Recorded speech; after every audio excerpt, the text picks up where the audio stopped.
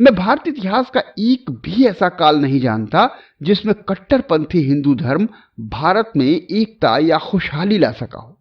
हिंदू धर्म में कट्टरपंथी जोश बढ़ने पर हमेशा देश सामाजिक और राजनीतिक दृष्टियों से टूटा है और भारतीय राष्ट्र में राज्य और समुदाय के रूप में बिखराव आया है।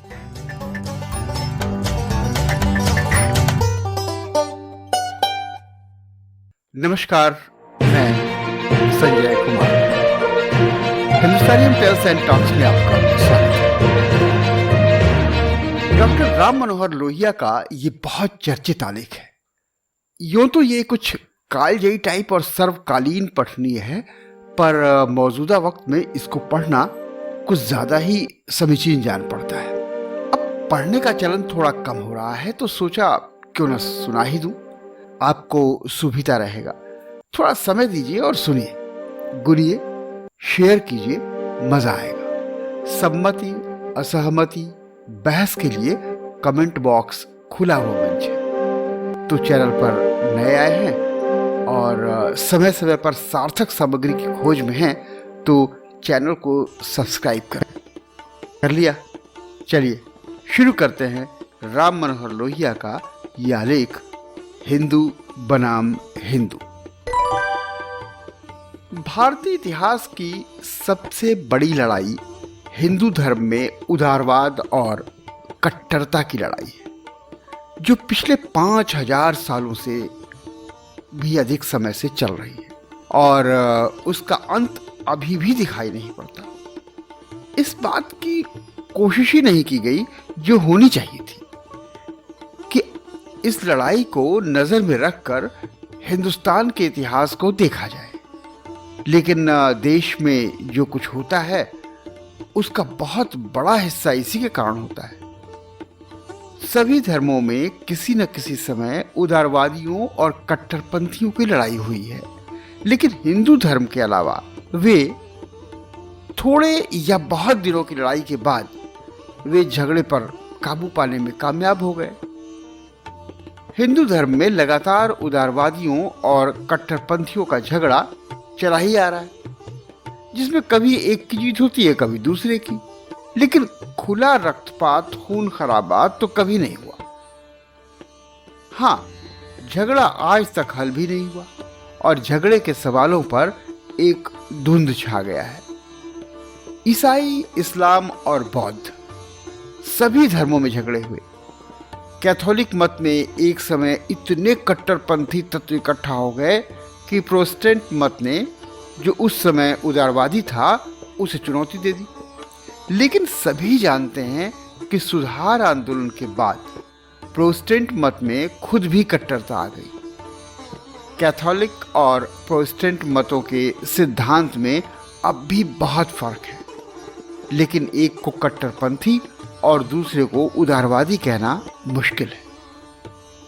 ईसाई धर्म में सिद्धांत और संगठन का भेद है, तो इस्लाम धर्म में शिया सुन्नी का बंटवारा इतिहास के घटनाक्रम से संबंधित है। इसी तरह बौद्ध धर्म हीनयान और महायान के दो मतों में बंट गया और उनमें कभी रक्तपात तो नहीं हुआ, लेकिन उसका मतभेद सिद्धांत के बारे में है, समाज की व्यवस्था से इसका कोई संबंध नहीं। हिंदू धर्म में ऐसा कोई बंटवारा नहीं हुआ, अलबत्ता वो बराबर छोटे छोटे मतों में ही टूटता रहा। नया मत उतनी ही बार उसके ही एक नए हिस्से के रूप में वापस आ गया। इसलिए सिद्धांत के सवाल कभी साथ साथ नहीं उठे और सामाजिक संघर्षों का हल भी नहीं हुआ। हिंदू धर्म नए मतों को जन्म देने में उतना ही तेज है जितना प्रोटेस्टेंट मत, लेकिन उन सभी के ऊपर वह एकता का अजीब आवरण डाल देता है, जैसी एकता कैथोलिक संगठन ने अंदरूनी भेदों पर रोक लगाकर कायम की है। इस तरह हिंदू धर्म में जहां एक और कट्टरता और अंधविश्वास का घर है, वहीं एक नई नई खोजों की व्यवस्था भी है। हिंदू धर्म अब तक अपने अंदर उदारवाद और कट्टरता के झगड़े का हल क्यों नहीं कर सका, इसका पता लगाने की कोशिश करने से पहले जो बुनियादी दृष्टिभेद हमेशा रहा है उस पर नजर डालना बहुत जरूरी है। 4 बड़े और ठोस सवालों, वर्ण, स्त्री, संपत्ति और सहनशीलता के बारे में। हिंदू धर्म बराबर उदारवाद और कट्टरता का रुख बारी बारी से लेता रहा है। 4000 साल या उससे भी ज्यादा समय पहले कुछ हिंदुओं के कान में दूसरे हिंदुओं के द्वारा सीसा गलाकर डाल दिया जाता था और उनकी जुबान खींच ली जाती थी, क्योंकि वर्ण व्यवस्था का नियम था कि कोई शूद्र वेदों को पढ़े या सुने नहीं। 300 साल पहले शिवाजी को यह मानना पड़ा था कि उनका वंश हमेशा ब्राह्मणों को ही मंत्री बनाएगा ताकि हिंदू रीतियों के अनुसार उनका राज तिलक हो सके। करीब 200 साल पहले पानीपत की आखिरी लड़ाई में, जिसके फलस्वरूप हिंदुस्तान पर अंग्रेजों का राज्य कायम हुआ, एक हिंदू सरदार दूसरे सरदार से इसलिए लड़ गया कि वो अपने वर्ण के अनुसार ऊंची जमीन पर तंबू लगाना चाहता था। करीब 15 साल पहले एक हिंदू ने हिंदुत्व की रक्षा करने की इच्छा से महात्मा गांधी पर बम फेंका था, क्योंकि उस समय वे छुआछूत का नाश करने में लगे थे। कुछ दिनों पहले तक और कुछ इलाकों में अब भी हिंदू नाई अछूत हिंदुओं की हजामत बनाने को तैयार नहीं होते। हालांकि गैर हिंदुओं का काम करने में उन्हें कोई एतराज नहीं होता। इसके साथ ही प्राचीन काल में वर्ण व्यवस्था के खिलाफ 2 बड़े विद्रोह हुए। एक पूरे उपनिषद में वर्ण व्यवस्था को सभी रूपों में पूरी तरह खत्म करने की कोशिश की गई है। हिंदुस्तान के प्राचीन साहित्य में वर्ण व्यवस्था का जो विरोध मिलता है, उसके रूप, भाषा और विस्तार से पता चलता है कि विरोध 2 अलग अलग कालों में हुए। एक आलोचना का काल और दूसरा निंदा का काल।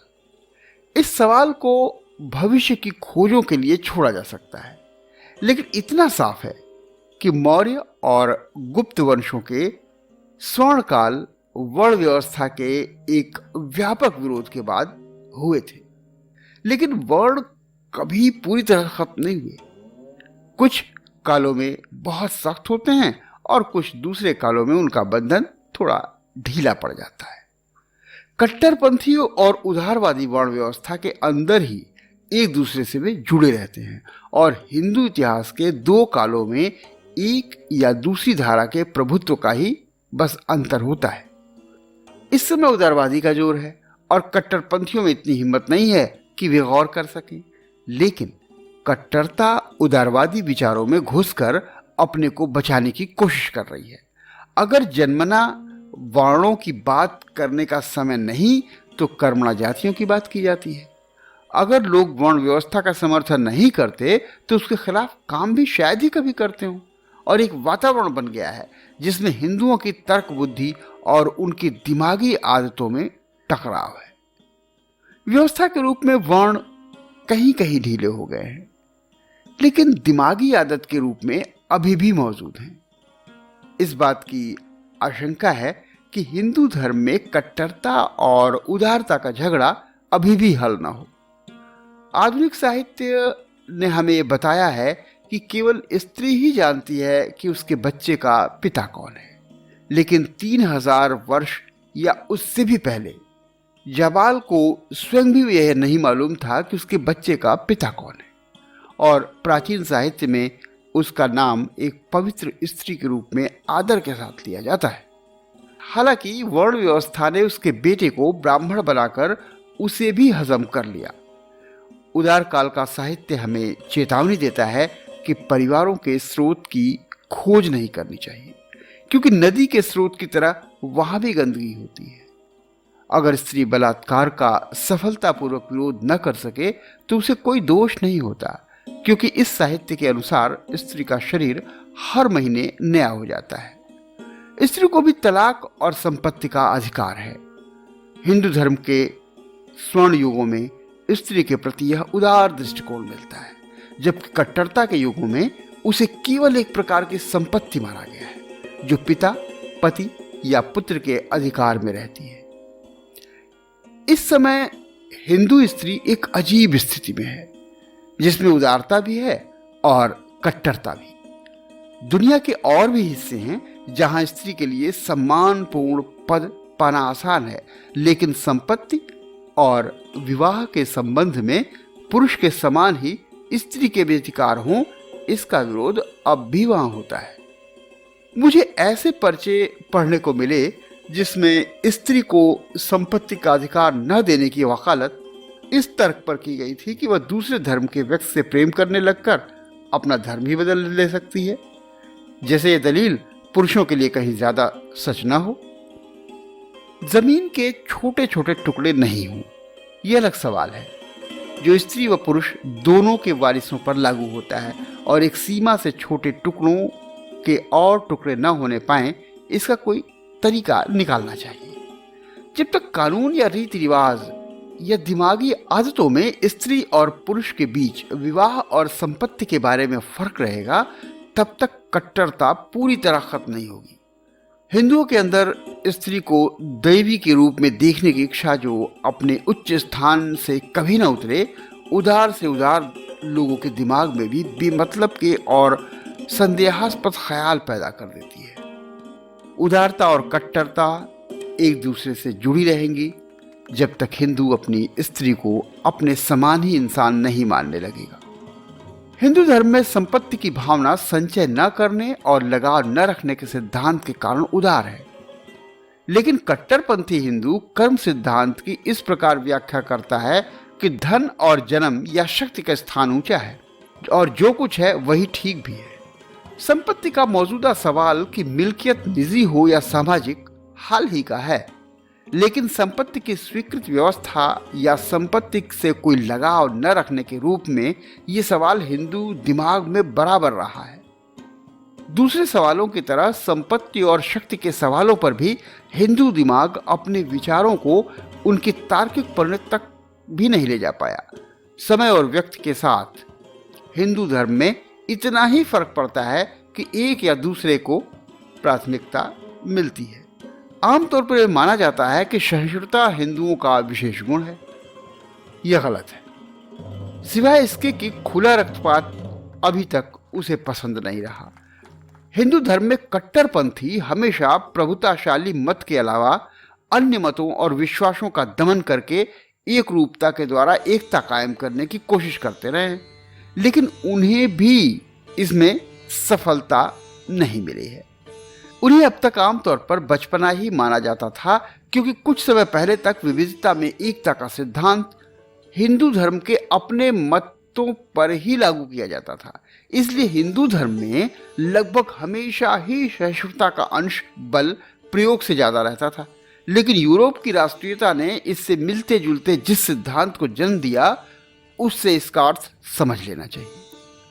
वोल्टेयर जानता था कि उसका विरोधी गलती पर है, फिर भी वह सहिष्णुता के लिए विरोधी के खुलकर बोलने के अधिकार के लिए लड़ने को तैयार था।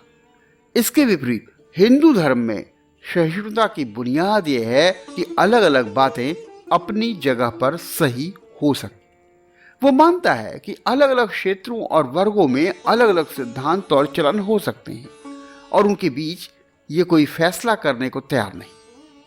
वह आदमी की जिंदगी में एक रूपता नहीं चाहता, स्वेच्छा से भी नहीं, और ऐसी विविधता में एकता चाहता है जिसकी परिभाषा नहीं की जा सकती, लेकिन जो अब तक उसके अलग अलग मतों को एक लड़ी में पिरोती रही है। अतः उसमें सहिष्णुता का गुण इस विश्वास के कारण है कि किसी की जिंदगी में हस्तक्षेप नहीं करना चाहिए। इस विश्वास के कारण कि अलग अलग बातें गलत ही हों ये जरूरी नहीं है, बल्कि वे सच्चाई को अलग अलग ढंग से व्यक्त कर सकती हैं। कट्टरपंथियों ने अक्सर हिंदू धर्म में एक रूपता की एकता कायम करने की कोशिश की है। उनके उद्देश्य कभी बुरे नहीं रहे। उनकी कोशिशों के पीछे अक्सर शायद स्थायित्व और शक्ति की इच्छा थी, लेकिन उनके कामों के नतीजे हमेशा बहुत बुरे हुए। मैं भारतीय इतिहास का एक भी ऐसा काल नहीं जानता जिसमें कट्टरपंथी हिंदू धर्म भारत में एकता या खुशहाली ला सका हो। जब भी भारत में एकता या खुशहाली आई तो हमेशा वर्ण, स्त्री, संपत्ति, सहिष्णुता आदि के संबंध में हिंदू धर्म में उदारवादियों का प्रभाव अधिक था। हिंदू धर्म में कट्टरपंथी जोश बढ़ने पर हमेशा देश सामाजिक और राजनीतिक दृष्टियों से टूटा है और भारतीय राष्ट्र में राज्य और समुदाय के रूप में बिखराव आया है। मैं नहीं कह सकता कि ऐसे सभी काल जिसमें देश टूटकर छोटे छोटे राज्यों में बंट गया कट्टरपंथी प्रभुता के काल थे, लेकिन इसमें कोई शक नहीं कि देश में एकता तभी आई जब हिंदू दिमाग पर उदार विचारों का प्रभाव था। आधुनिक इतिहास में देश में एकता लाने की कई बड़ी कोशिशें असफल हुई। ज्ञानेश्वर का उदार मत शिवाजी और बाजीराव के काल में अपनी चोटी पर पहुंचा, लेकिन सफल होने के पहले ही पेशवाओं की कट्टरता में गिर गया। फिर गुरु नानक के उदार मत से शुरू होने वाला आंदोलन रणजीत सिंह के समय अपनी चोटी पर पहुंचा, लेकिन जल्द ही सिख सरदारों के कट्टरपंथी झगड़ों में पतित हो गया। ये कोशिशें जो एक बार असफल हो गईं, आजकल फिर से उठने की बड़ी तेज कोशिशें करती हैं।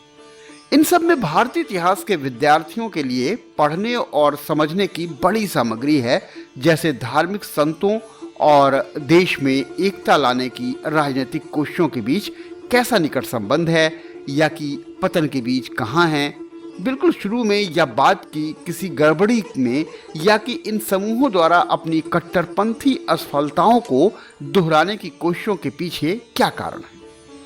इसी तरह विजयनगर की कोशिश और उसके पीछे प्रेरणा निम्बार्क की थी या शंकराचार्य की, और हम्पी की महानता के पीछे कौन सा सड़ा हुआ बीज था। इन सब बातों की खोज से बड़ा लाभ हो सकता है। फिर शेरशाह और अकबर की उदार कोशिशों के पीछे क्या था, और औरंगजेब की कट्टरता के आगे उनकी हार क्यों हुई। देश में एकता लाने की भारतीय लोगों और महात्मा गांधी की आखिरी कोशिश कामयाब हुई है, लेकिन आंशिक रूप से ही।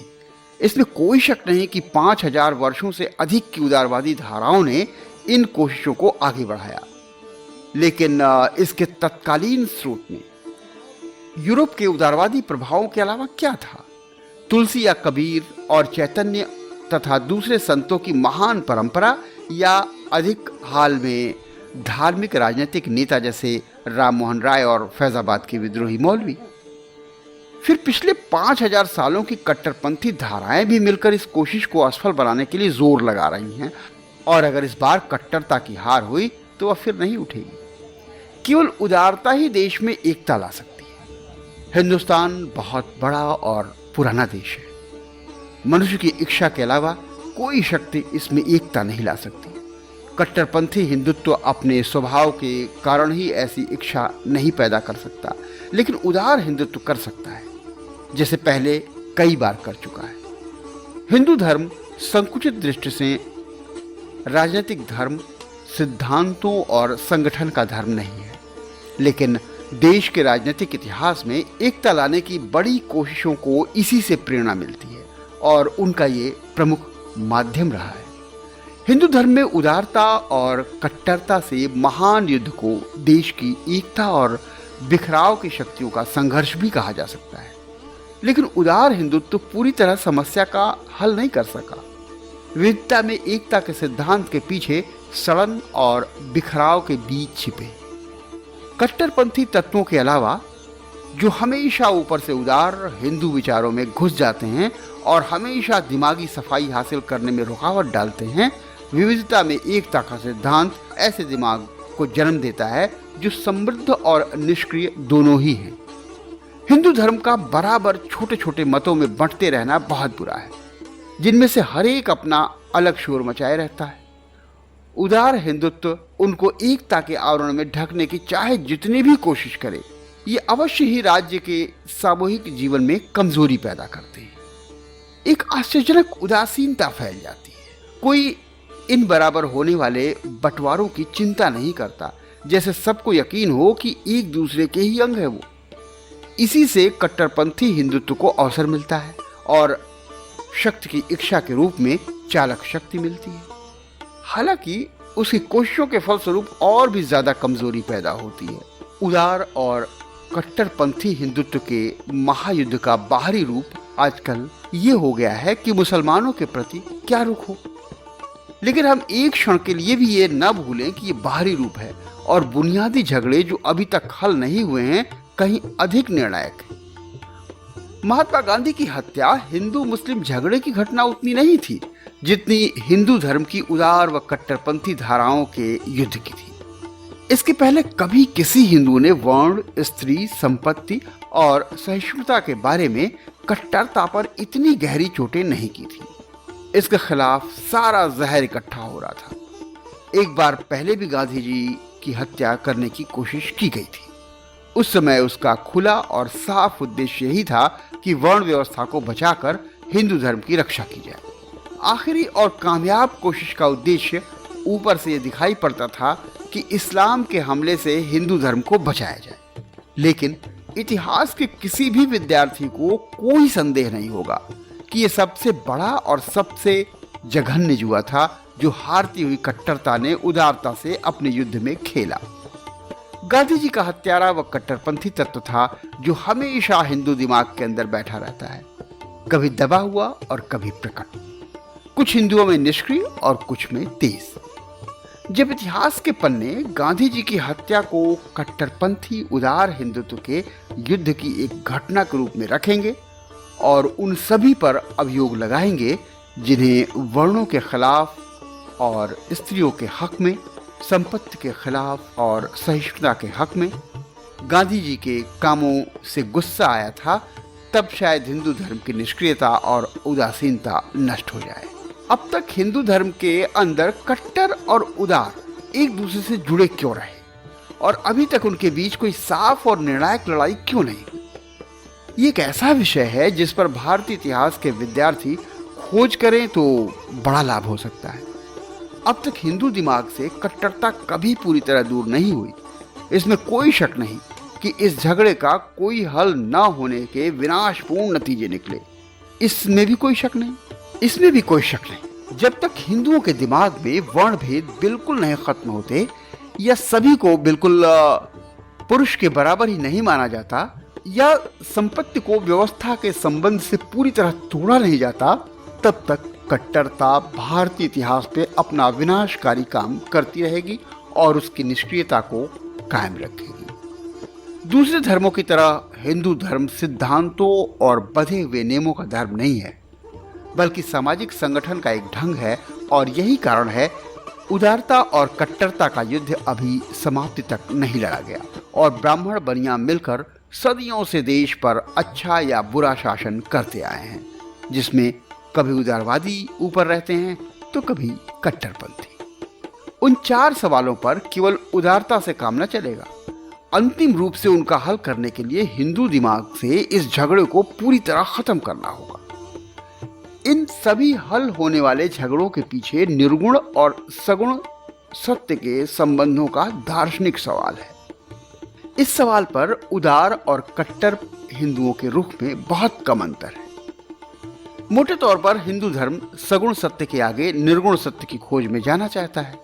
वह सृष्टि को झूठा तो नहीं मानता, लेकिन घटिया किस्म का सत्य मानता है।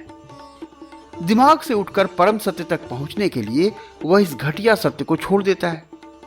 वस्तुतः सभी देशों का दर्शन इसी सवाल को उठाता है। दूसरे धर्मों और दर्शन से हिंदू धर्म का फर्क यही है कि दूसरे देशों में सवाल अधिकतर दर्शन में ही सीमित रहता है, जबकि हिंदुस्तान में यह जनसाधारण के विश्वास का एक अंग बन गया है।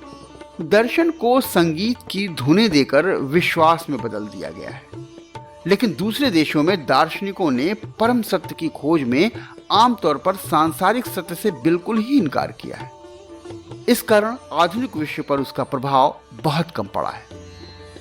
वैज्ञानिक और सांसारिक भावना ने बड़ी उत्सुकता से प्रकृति की सारी जानकारी को इकट्ठा किया, अलग अलग करके क्रमबद्ध किया और उन्हें एक में बांधने वाले नियम खोज निकाले। इससे आधुनिक मनुष्य को, जो मुख्यतः यूरोपीय है, जीवन पर विचार करने का एक खास दृष्टिकोण मिला है। वह सगुण सत्य को जैसा है वैसा ही बड़ी खुशी से स्वीकार कर लेता है। इसके अलावा ईसाई मत की नैतिकता ने मनुष्य के अच्छे कामों को ईश्वरीय काम का पद प्रदान किया है।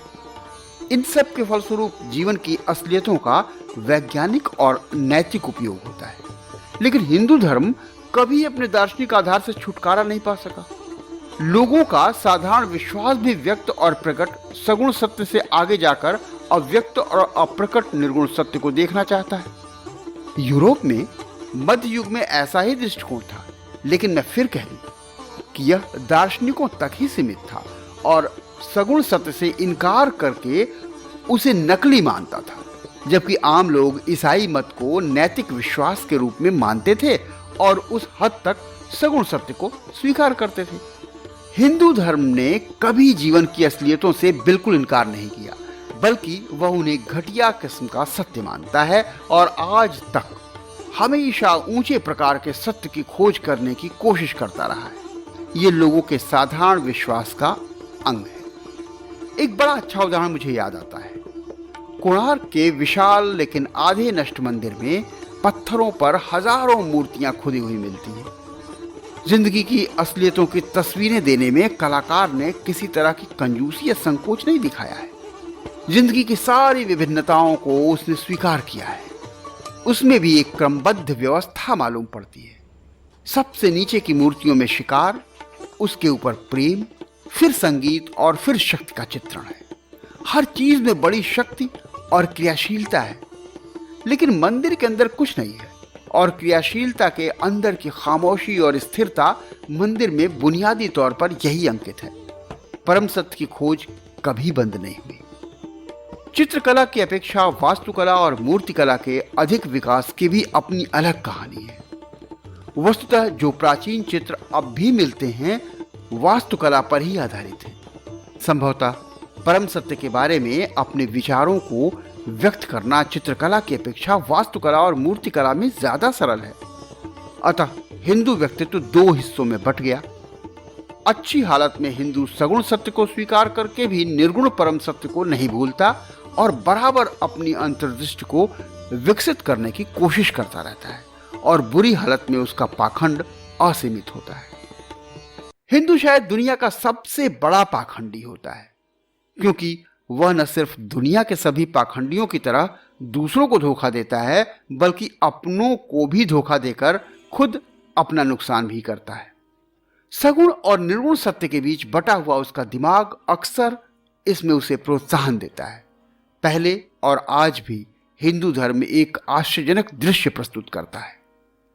हिंदू धर्म अपने मानने वालों को, छोटे से छोटे को भी, ऐसी दार्शनिक समानता, मनुष्य और मनुष्य तथा दूसरे वस्तुओं की एकता प्रदान करता है जिसकी मिसाल कहीं और नहीं मिलती। दार्शनिक समानता के इस विश्वास के साथ ही गंदी से गंदी सामाजिक विषमता का व्यवहार भी चलता रहता है। मुझे अक्सर लगता है कि दार्शनिक हिंदू खुशहाल होने पर गरीबों और शूद्रों से पशुओं जैसा, पशुओं से पत्थरों जैसा और दूसरी वस्तुओं से दूसरी वस्तुओं की तरह व्यवहार करता है। शाकाहार और अहिंसा गिरकर छिपी हुई क्रूरता बन जाते हैं। अब तक की सभी मानवीय चेष्टाओं के बारे में ये कहा जा सकता है कि एक न एक स्थिति में हर जगह सत्य क्रूरता में बदल जाता है और सुंदरता अनैतिकता में। लेकिन हिंदू धर्म के बारे में यह औरों की अपेक्षा ज्यादा सच है।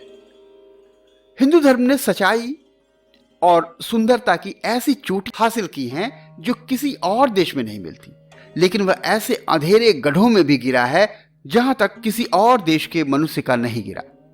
जब तक हिंदू जीवन की असलियतों को काम और मशीन, जीवन और पैदावार, परिवार और जनसंख्या वृद्धि, गरीबी और अत्याचार और ऐसी दूसरी असलियतों को वैज्ञानिक और लौकिक दृष्टि से स्वीकार करना नहीं सीखता, तब तक वह अपने बटे हुए दिमाग पर काबू नहीं पा सकता है और न कट्टरता को ही खत्म कर सकता है जिसने अक्सर उसका सत्यानाश किया है। इसका अर्थ ये नहीं है कि हिंदू धर्म अपनी भावधारा ही छोड़ दे और जीवन की सभी चीजों की एकता की कोशिश न करे। ये शायद उसका सबसे बड़ा गुण है। अचानक मन में भर जाने वाली ममता, भावना की चेतना और प्रसार, जिसमें गांव का लड़का मोटर निकलने पर बकरी के बच्चे को इस तरह चिपटा लेता है जैसे उसी में अपनी जिंदगी हो, या कोई सूखी जड़ों और हरी शाखों के पेड़ को ऐसे देखता है जैसे वह उसी का एक अंश हो। एक ऐसा गुण है जो शायद सभी धर्मों में मिलता है, लेकिन कहीं उसने ऐसी और स्थायी भावना का रूप नहीं लिया जैसा हिंदू धर्म में।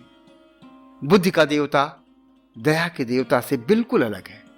मैं नहीं जानता कि ईश्वर है या नहीं, लेकिन मैं इतना जानता हूं कि सारे जीवन और सृष्टि को एक में बांधने वाली ममता की भावना है। हालांकि अभी वह एक दुर्लभ भावना है। इस भावना को सारे कर्मों, सारे कामों, यहां तक कि झगड़ों की भी पृष्ठभूमि बनाना शायद व्यवहार में मुमकिन न हो। लेकिन यूरोप केवल सगुण लौकिक सत्य को स्वीकार करने के फलस्वरूप उत्पन्न हुए झगड़ों से मर रहा है। हिंदुस्तान केवल निर्गुण परम सत्य को ही स्वीकार करने के फलस्वरूप निष्क्रियता से मर रहा है। मैं बेहिचक कह सकता हूं कि मुझे सड़ने की अपेक्षा झगड़े से मरना ज्यादा पसंद है। लेकिन विचार और व्यवहार के क्या यही दो रास्ते मनुष्य के सामने हैं? क्या खोज की वैज्ञानिक भावना का एकता की रागात्मक भावना से मेल बैठाना मुमकिन नहीं है, जिसमें एक दूसरे के वे अधीन ना हो और समान गुणों वाले दो कर्मों के रूप में दोनों बराबरी की जगह पर हो?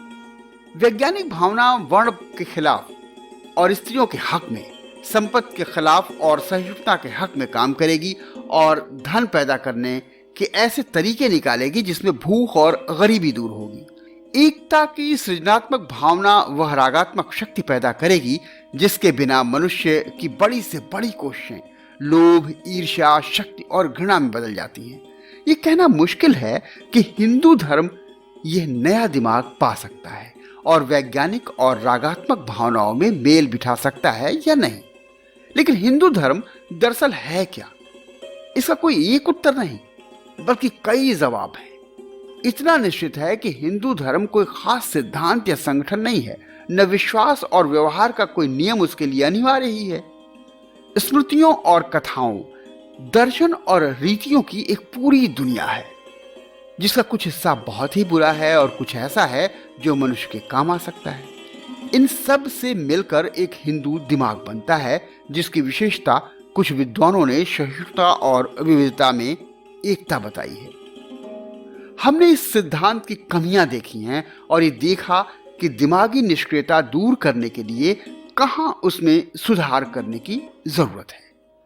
इस सिद्धांत को समझने में आमतौर पर यह गलती की जाती है कि उदार हिंदू धर्म हमेशा अच्छे विचारों और प्रभावों को अपना लेता है, चाहे वे जहां से भी आए हों, जबकि कट्टरता ऐसा नहीं करती। मेरे ख्याल में ये विचार अज्ञानपूर्ण है। भारतीय इतिहास के पन्नों में मुझे ऐसा कोई काल नहीं मिला जिसमें आजाद हिंदू ने विदेशों में विचारों या वस्तुओं की खोज की हो। हिंदुस्तान और चीन के हजारों साल के संबंध में सिर्फ 5 वस्तुओं के नाम जान पाया हूं, जिसमें सिंदूर भी है जो चीन से भारत लाई गई। विचारों के क्षेत्र में कुछ नहीं आया। आजाद हिंदुस्तान का आमतौर पर बाहरी दुनिया से एक तरफा रिश्ता होता था, जिसमें कोई विचार बाहर से नहीं आते थे और वस्तुएं भी कम ही आती थी, सिवाय चांदी आदि के। जब कोई विदेशी समुदाय आकर यहाँ बस जाता और समय बीतने पर हिंदू धर्म का ही एक अंग या वर्ण बनने की कोशिश करता, तब जरूर कुछ विचार और कुछ चीजें अंदर आती। इसके विपरीत गुलाम हिंदुस्तान और उस समय का हिंदू धर्म विजेता की भाषा, उसकी आदतों और उसके रहन सहन की बड़ी तेजी से नकल करता है। आजादी में दिमाग की आत्मनिर्भरता के साथ गुलामी में पूरी दिमागी दिवालियापन मिलता है। हिंदू धर्म की इस कमजोरी को कभी नहीं समझा गया और ये खेद की बात है कि उदारवादी हिंदू अज्ञानवश प्रचार के लिए इसके विपरीत बातें फैला रहा है। आजादी की हालत में हिंदू दिमाग खुला जरूर रहता है, लेकिन केवल देश के अंदर होने वाली घटनाओं के प्रति, बाहरी विचारों और प्रभावों के प्रति तब भी बंद रहता है। यह उसकी एक बड़ी कमजोरी है और भारत के विदेशी शासन का शिकार होने का एक कारण भी है। हिंदू दिमाग को अब न सिर्फ अपने देश के अंदर की बातें बल्कि बाहर की बातों के प्रति भी अपना दिमाग खुला रखना होगा और विविधता में एकता के अपने सिद्धांत को सारी दुनिया के विचार और व्यवहार पर लागू करना होगा। आज हिंदू धर्म में उदारता और कट्टरता की लड़ाई ने हिंदू मुस्लिम झगड़े का ऊपरी रूप ले लिया है, लेकिन हर ऐसा हिंदू जो अपने धर्म और देश के इतिहास से परिचित है उन झगड़ों की ओर भी उतना ही ध्यान देगा जो 5000 साल से अब अधिक समय से चल रहे हैं और अभी तक हल नहीं हुए। कोई हिंदू मुसलमानों के प्रति सहिष्णु नहीं हो सकता जब तक कि वह उसके साथ ही वर्ण और संपत्ति के विरुद्ध और स्त्रियों के हक में काम न करे। उदार और कट्टर हिंदू धर्म की लड़ाई अपनी सबसे उलझी हुई स्थिति में पहुंच गई है और संभव है कि उसका अंत भी नजदीक ही हो। कट्टरपंथी हिंदू अगर सफल हुए तो चाहे उनका उद्देश्य कुछ भी हो, भारतीय राज्य के टुकड़े कर देंगे, न सिर्फ हिंदू मुस्लिम दृष्टि से बल्कि वर्णों और प्रांतों की दृष्टि से भी। केवल उदार हिंदू ही राज्य को कायम कर सकते हैं। अतः 5000 वर्षों से अधिक की लड़ाई अब इस स्थिति में आ गई है कि एक राजनीतिक समुदाय और राज्य के रूप में हिंदुस्तान के लोगों की हस्ती ही इस बात पर निर्भर है कि हिंदू धर्म में उदारता और कट्टरता पर जीत हो। धार्मिक और मानवीय सवाल आज मुख्य राजनीतिक सवाल है। हिंदू के सामने आज यही एक रास्ता है कि अपने दिमाग में क्रांति लाए या फिर गिरकर दब जाए। उसे मुसलमान और ईसाई बनना होगा और उन्हीं की तरह महसूस करना होगा। मैं हिंदू मुस्लिम एकता की बात नहीं कर रहा, क्योंकि वह एक राजनीतिक, संगठनात्मक या अधिक से अधिक सांस्कृतिक सवाल है।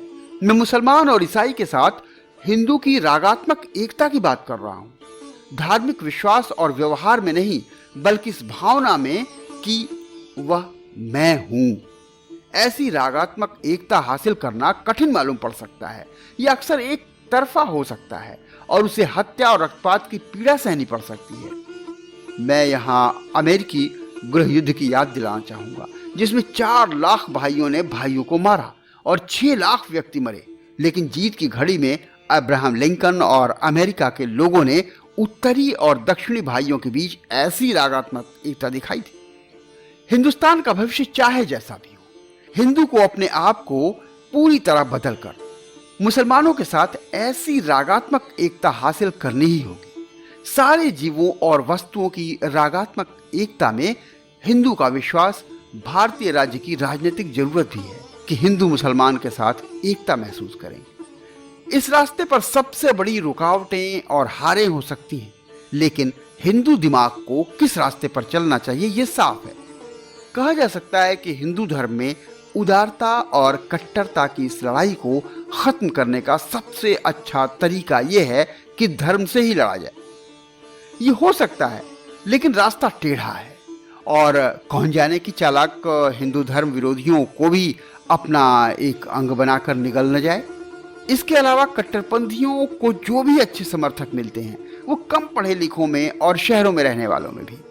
गांव के अनपढ़ लोगों में तत्काल चाहे जितना भी जोश आ जाए उसका स्थायी आधार नहीं बन सकते। सदियों की बुद्धि के कारण पढ़े लिखे लोगों की तरह गांव वाले भी सहिष्णु होते हैं।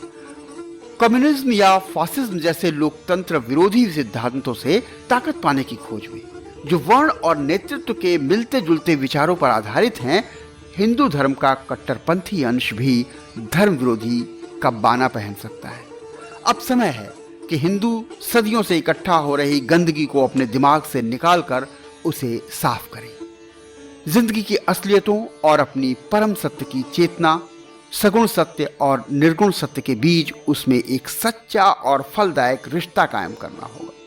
केवल इसी आधार पर वह वर्ण, स्त्री, संपत्ति और सहिष्णुता के सवालों पर हिंदू धर्म के कट्टरपंथी तत्वों को हमेशा के लिए जीत सकेगा, जो इतने दिनों तक उसके विश्वासों को गंदा करते रहे हैं और उसके देश के इतिहास में बिखराव लाते रहे हैं। पीछे हटते समय हिंदू धर्म में कट्टरता अक्सर उदारता के अंदर छिप कर बैठ जाती है। ऐसा फिर न होने पाए। सवाल साफ है, समझौते से पुरानी गलतियां फिर दोहराई जाएंगी। इस भयानक युद्ध को अब खत्म करना ही होगा। भारत के दिमाग की एक नई कोशिश तब शुरू होगी जिसमें बौद्धिकता का रागात्मकता के से मेल होगा, जो विविधता में एकता को निष्क्रिय नहीं बल्कि सशक्त सिद्धांत बनाएंगी और जो स्वच्छ लौकिक खुशियों को स्वीकार करके भी सभी जीवों और वस्तुओं की एकता को नजर से होने न देंगे। तो जुलाई 1950 को यह आलेख लिखा गया, प्रकाशित हुआ। आज 71 साल बाद भी कितना समीचीन है। मैंने पहले ही कहा है कि अगर किसी भी तरह की सहमत या सहमति है तो कमेंट बॉक्स इसके लिए खुला है। तो देखते रहिए हिंदुस्तानियम टेल्स एंड टॉक्स। ऐसी सार्थक सामग्री आपको लगातार मिलती रहेगी। तो फिलहाल इजाजत दीजिए अपने होस्ट और दोस्त संजय श्रीवास्तव को। नमस्कार, धन्यवाद। इस एपिसोड में यहीं तक आपने समय दिया, धन्यवाद। आपको हमारी पेशकश कैसी लगी कमेंट में लिखिएगा जरूर। आपको तो पता ही होगा, अनलिमिटेड इंडियोलॉजी का यूट्यूब पर एक ही पता है, हिंदुस्तानियम टेल्स एंड टॉक्स।